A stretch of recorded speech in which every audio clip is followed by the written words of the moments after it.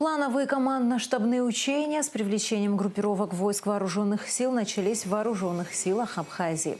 Цель – совершенствование практических навыков органов управления и сил в решении их задач, проверка готовности органов военного управления руководить силами в условиях быстро меняющейся обстановки, отработка слаженности войск. Особое внимание уделяется опыту современных вооруженных конфликтов, внедрению новых способов действий разведки с применением БПЛА и РЭБ.